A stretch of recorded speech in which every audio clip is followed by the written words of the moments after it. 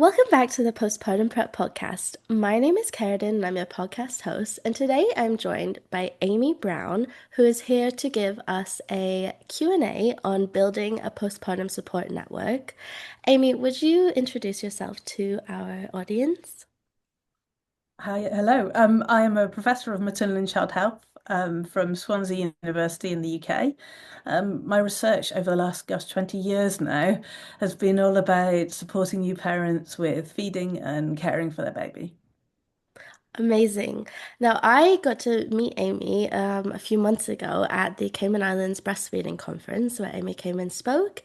And one of the presentations you gave was about building a support network for postpartum mums. So that's what inspired this Q&A today. We have a couple of questions for you today. The first one is, what does a postpartum support network actually mean, and why should I build one? Oh gosh, so it's about surrounding yourself with the people who are going to be your new family as such.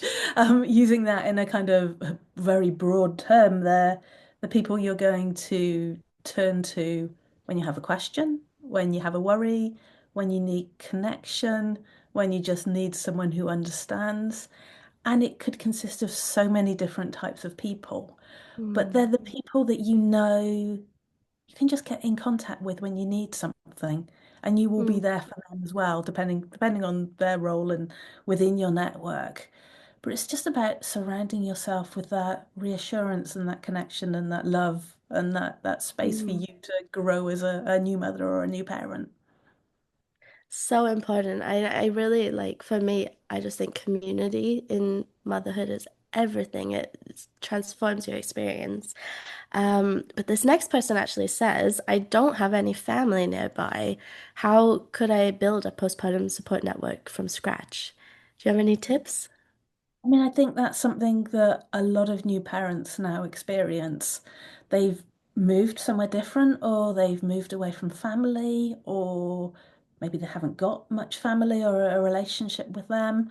I think more and more with people working longer as well, that sometimes your family might be around, but they aren't able to help you because they're so busy with their own lives. Mm, I think it is a real time of opportunity to build that new community for you.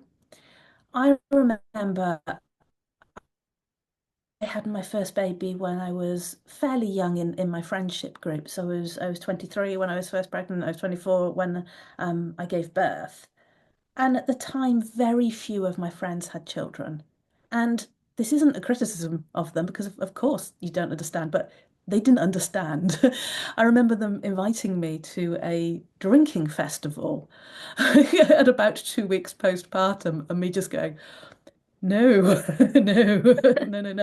Like, you can leave the baby at home, you can have a break. And I'm like, that's not, gosh. And it was then I kind of realized that I re just really needed that support network. And I guess it's looking for people. It's going out there physically to baby groups. Actually, I met some of my kind of good friends now in coffee shops because we all went there individually with our babies, and we kind of ended up talking to each other. It's signing up to all the different baby activities that are right for you because you will meet like-minded people at those groups. Social media is so good now. I met one of my closest friends, gosh, 19, 20 years ago on a kind of local mums messaging board at the time where we realized we're Yeah. local to each other. So we just decided to be friends. And 20 years later, we're still friends. So it's really reaching out. It's reaching out in a way that is comfortable to you, so you Mm, meet the people who are going to fit in and be your community and your connection, mm, because we all like different things and different people, don't we? mm, Um, of course, you can have all different people in this community who have completely different lives, but you want those people who get you, who are really supportive of how you're caring for your baby, mm, um, who understand you, who don't put pressure on you. And that's not to say they have to do everything exactly the same way, But certainly, for example, if you're breastfeeding, definitely go along to the local breastfeeding support group, whether they're meeting in person or online. Go and find those people because those people will be the ones who understand you and they'll Mm, understand why breastfeeding is important. And that's hmm not to say that another parent who didn't want to breastfeed at all and is happy with that can't be part of your community, but they'll be part of your community in a different way because they're hmm not going to quite understand that shared experience. So I guess that's it, shared experience. mm, Shared experience is your baby, shared outlook on life, but they are definitely out there and they're all feeling like you in yeah. that you're worried about doing it and you think, well, I can't possibly go to that group, but everybody is feeling like feeling Mm, like that. So yeah. A bit like starting university. You kind of have to, everybody just doesn't know anyone, so you've kind of got to go, especially if you're a first-time mum. We're all looking for support. and I think that's a really good analogy, actually. You know, you have when you start university, they quite often have these like kind of events where Yeah, all the clubs go along. yeah, Um, if you don't like windsurfing, don't go to the windsurfing stand. yeah, If you like knitting, go to the knitting stand. You will find your fellow knitters there. yeah, They are your people. And yeah, that's not to say you'll never like the windsurfers, but it's going to be a different, and it might make you feel yeah. even more isolated if you're feeling Mm. That's true. really. I can relate to that. Kind of, and I think in the last episode we talked a bit about baby schedules, and I think, mums fall into different sides of the continuum about how they feel about baby schedules. And um, I think it definitely can make a difference if you find your people in that sense as well. Um, the last question that I have for you today is actually a question from me. Because it's about my question is, what can we do at a social or a societal level to help build more supportive communities for postpartum families? And I ask this because I think new parents, I think sometimes there's like a pressure that you have to build your community all yourself, whereas actually I think there's a lot more we could be doing at a more, I would say maybe even like systemic level to actually build that community for new parents rather than leaving it up to themselves.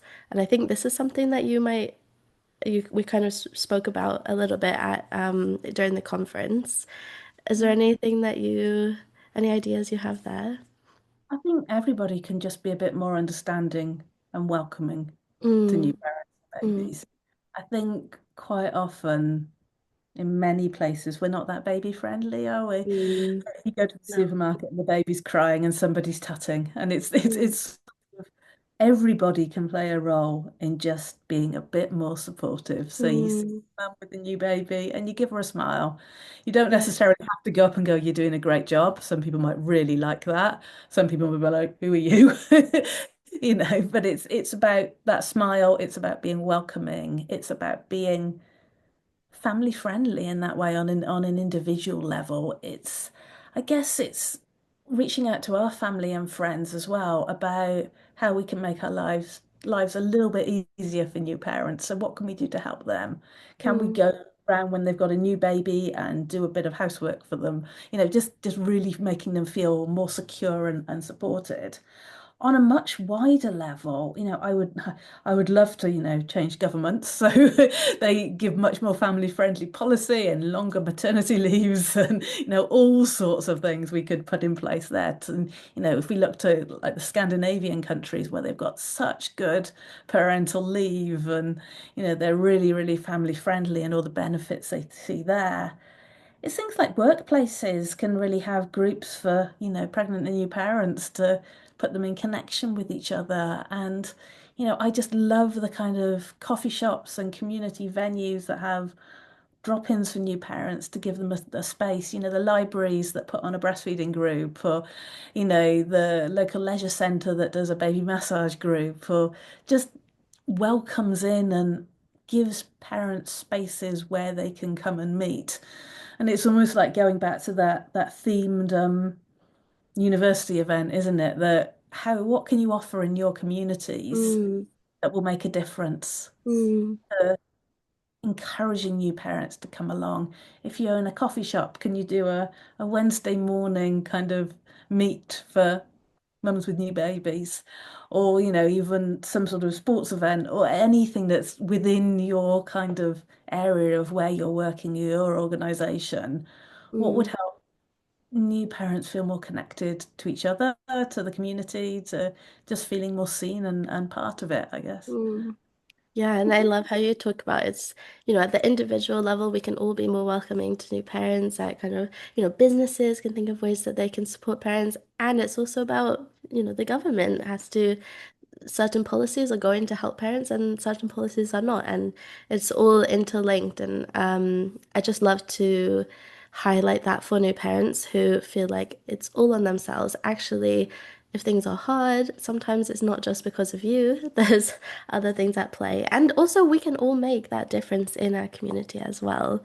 Um, Thank you so much for answering these questions for us today about building a postpartum support network.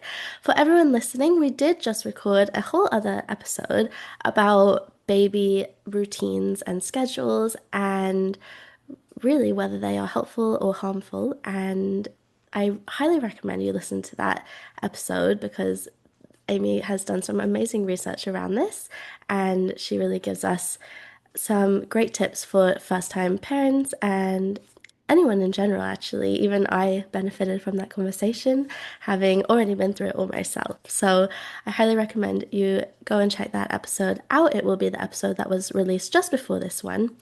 Amy, thank you so much for joining us here on the Postpartum Prep Podcast. We have really appreciated having you and all your advice and tips. And I hope that we maybe have you back on again in the future. Oh, Um, yeah. All right. Well, everybody listening, just a reminder before we go, if you ever want to submit a question for the Q&A episode, you can subscribe to my email list by getting my free postpartum prep checklist, which will be in the episode description.